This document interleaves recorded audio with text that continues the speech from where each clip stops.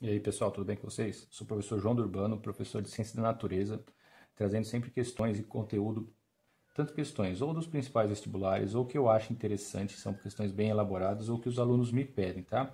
E hoje a gente vai ver uma questão de química sobre gases ideais, que quem souber fazer essa questão e quem entender, consegue fazer praticamente qualquer questão de gases ideais, tá? Ela está bem completa, essa questão aí da PUC São Paulo. Vamos lá. Um cilindro de 8,2 litros de capacidade contém 320 gramas de gás oxigênio a 27 graus Celsius.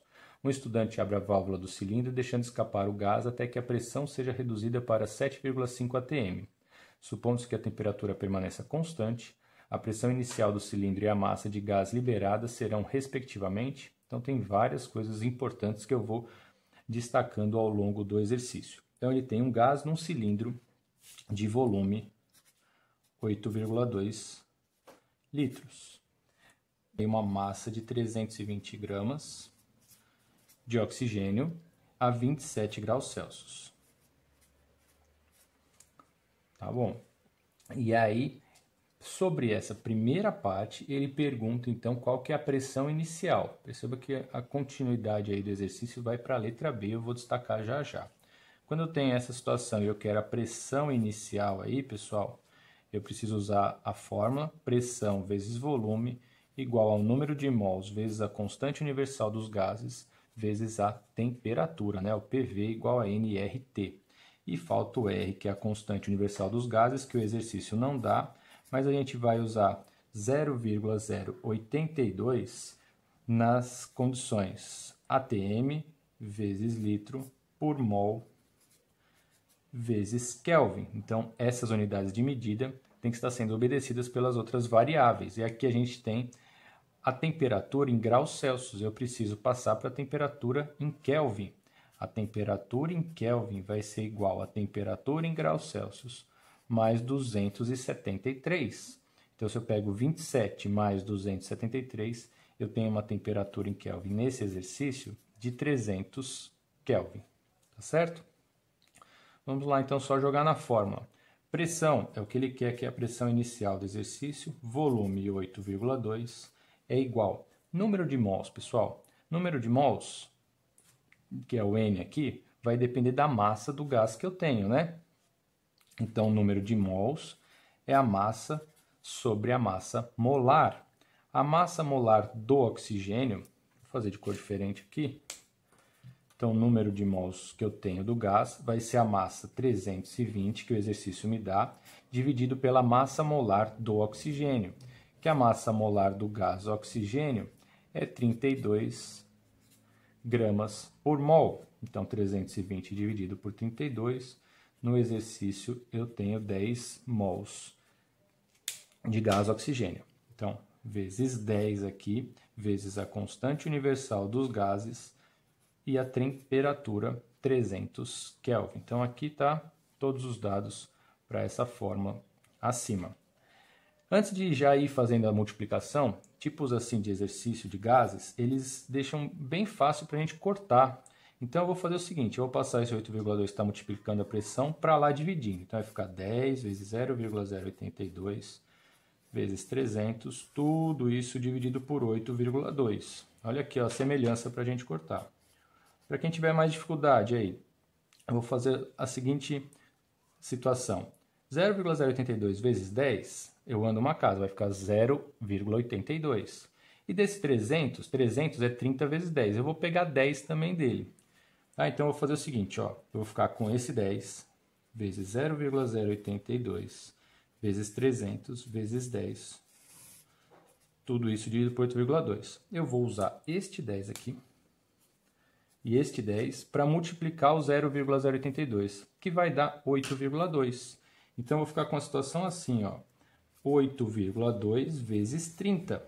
Tudo isso dividido por 8,2, que, obviamente, eu tenho uma pressão inicial aí de 30 atm. Certinho, pessoal? Essa é a primeira parte do exercício. Segunda parte.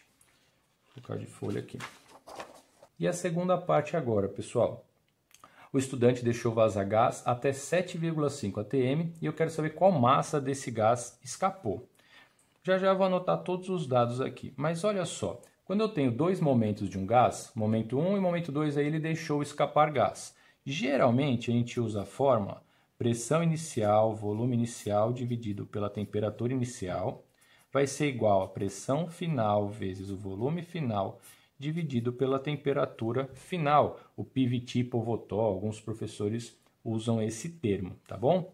Então, quando eu causo uma transformação gasosa, então mudei a pressão, aumentei ou diminuí, os outros fatores também devem sofrer alterações. Nesse caso, vou deixar em azul, como ele está falando de gás que escapou, sempre quando tiver gás que escapou, a gente ainda vai multiplicar essa temperatura abaixo aqui pelo número de mols, seja o inicial ou o final, tá? Ficou um pouquinho fora aqui, mas é uma fórmula só.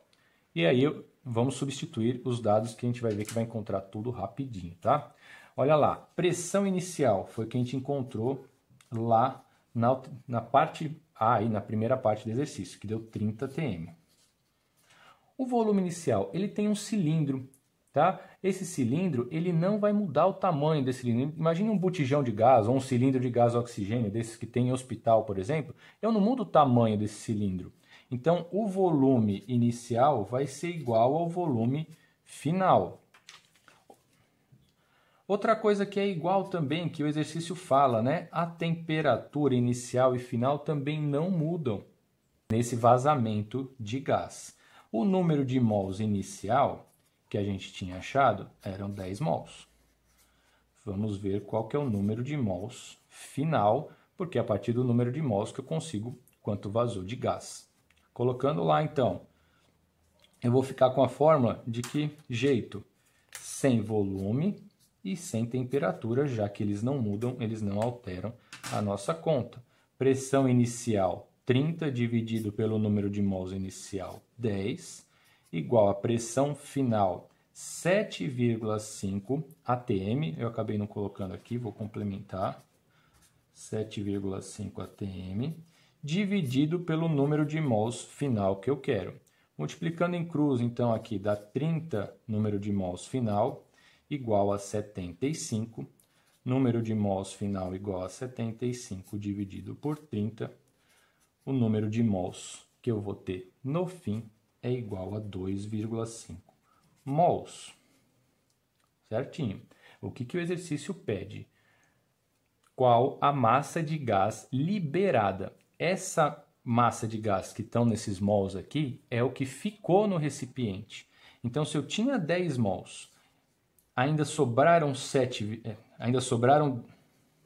então, se eu tinha 10 mols e sobraram 2,5, o número de mols que escapou, então o número de mols que escapou foi os 10 menos o que ficou, que obviamente isso daqui dá 7,5 mols.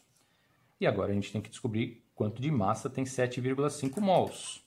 O número de mols é igual a massa sobre a massa molar. Então eu tenho aqui a situação que 7,5 mols vai ser igual a massa que eu procuro dividido pela massa molar do gás oxigênio, que é 32. A massa de gás que escapou do recipiente ou do cilindro é 32 vezes 7,5, que me dá 240 gramas. Certinho, pessoal? Olha só. Então, eu uso as duas principais fórmulas dos gases ideais. Ainda essa fórmula complementando com o número de mols, sempre que houver vazamento de gás. Por isso que eu considerei essa questão tão completa e trouxe aqui para vocês, tá? Prestando atenção sempre em transformação de unidade de temperatura, né? Para obedecer, como a gente usou a constante universal dos gases, o 0,082, tem que estar em Kelvin. Qualquer dúvida é só me mandar nos comentários ou nas outras redes sociais, seja Instagram, Telegram ou Facebook, que eu deixei os links aí dessas outras redes sociais na descrição do vídeo, tá bom? Se esse vídeo te ajudou, se inscreva no canal, dá um like para me ajudar a divulgar o vídeo. Se você gostou da explicação, é possível que outros alunos aí, pessoas, gostem também. Então divulguem para os seus amigos também, para ajudar o canal. O canal, além de tudo, eu resolver exercícios, é muito com base no que eu tenho de exercícios e dúvidas que eu vejo dos meus alunos e que vocês podem me mandar, tá bom? Um abraço e até a próxima.